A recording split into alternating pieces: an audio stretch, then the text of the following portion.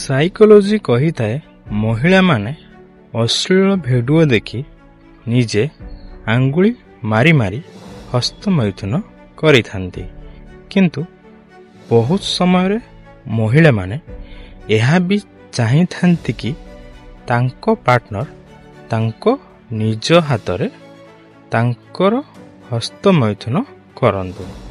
ମହିଳାମାନଙ୍କୁ ଏହା ବହୁତ ପସନ୍ଦ ଆସିଥାଏ। ସାଇକୋଲୋଜି କହିଥାଏ ଯଦି ଆପଣ ଭଲ ଭାବରେ ଜାଣିଥିବା କୌଣସି ମହିଳା ସହିତ ସମ୍ପର୍କ ରଖିବାକୁ ଚାହୁଁଛନ୍ତି, ତେବେ ପ୍ରଥମେ ତାଙ୍କ ସହିତ ରୋମାଣ୍ଟିକ୍ ଭରା କଥା ହୁଅନ୍ତୁ, ତାଙ୍କର ପ୍ରଶଂସା କରନ୍ତୁ ଓ ମଝିରେ ମଝିରେ ତାଙ୍କ ଆଖି, ଓଠ, ବେକ, ଛାତି, ଅଣ୍ଟା ଓ ତାଙ୍କ ଗାଣ୍ଡି ପିଚାକୁ ବାରମ୍ବାର ଦେଖନ୍ତୁ। ଯଦି ସେ ଆପଣଙ୍କ ଏହି ଇସାରା ଗୁଡ଼ିକୁ ବୁଝିପାରନ୍ତି, ତେବେ ଭାବି ନିଅନ୍ତୁ ଆପଣଙ୍କ କାମ ହୋଇଗଲା ବୋଲି। ସାଇକୋଲୋଜି କହିଥାଏ ଯଦି ସ୍ତ୍ରୀ ପୁରୁଷର ଗୁପ୍ତାଙ୍ଗକୁ ନିଜ ହାତରେ ନେଇ ହଲାଇଥାଏ, ତେବେ ଏହାଦ୍ୱାରା ପୁରୁଷକୁ ସବୁଠାରୁ ଅଧିକ ଆନନ୍ଦ ମିଳିଥାଏ। ସାଇକୋଲୋଜି କହିଥାଏ ଯେଉଁ ସ୍ତ୍ରୀର ଗୁପ୍ତାଙ୍ଗ ଯେତେ ଅଧିକ ଚଉଡ଼ା ହୋଇଥାଏ, ତେବେ ସେ ସେତେ ଅଧିକ କାମୁକ ମଧ୍ୟ ହୋଇଥାଏ।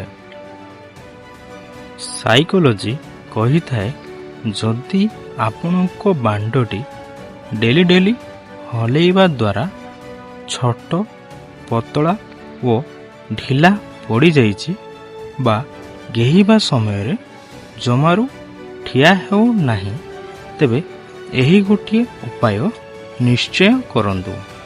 ବଜାରରୁ ଭେସଲିନ୍ ଓ ଜସ୍ମିନ୍ ତେଲ ନେଇ ଆସନ୍ତୁ ଓ ଯେତେବେଳେ ଏହାକୁ ବ୍ୟବହାର କରିବେ ତା ପୂର୍ବରୁ ବାଣ୍ଡଟିକୁ ଭଲ ଭାବରେ ପରିଷ୍କାର କରିନିଅନ୍ତୁ। ପ୍ରଥମେ ପାପୁଲିରେ ଅଳ୍ପ ଭେସଲିନ୍ ନିଅନ୍ତୁ ଓ ଏହା ଉପରେ 2 ବୁନ୍ଦା ଜସ୍ମିନ୍ ତେଲ ପକାଇ ଭଲ ଭାବରେ ମିଶାଇ ଦିଅନ୍ତୁ ଓ ଏହାପରେ ନିଜ ବାଣ୍ଡ ଉପରେ ଏହାକୁ 5ରୁ 10 ମିନିଟ୍ ଯାଏଁ ହାଲକା ହାତରେ ଧୀରେ ଧୀରେ ମାଲିସ କରନ୍ତୁ। ଏମିତି 15ରୁ 20 ଦିନ ଯାଏଁ ମାଲିସ କରନ୍ତୁ ଆଉ ଦେଖନ୍ତୁ ଏହାର କମାଲ। ସାଇକୋଲୋଜି କହିଥାଏ ନିଜ ଲୋକ କେବେ ବି କନ୍ଦାଇ ନଥାନ୍ତି, ତ ସେ ଯାହାକୁ ଆମେ ନିଜର ଭାବି ଭୁଲ କରିଥାଉ।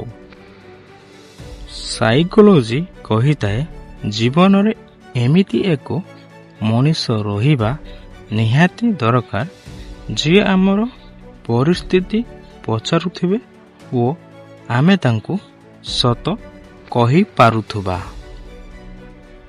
ସାଇକୋଲୋଜି କହିଥାଏ ନିଜକୁ ଭଲ ପାଇବା ଶିଖନ୍ତୁ। ଲୋକଙ୍କର କ'ଣ ଅଛି, ଆଜି ଆପଣଙ୍କର ଅଛନ୍ତି, କାଲି ଆଉ କାହାର ହୋଇଯିବେ।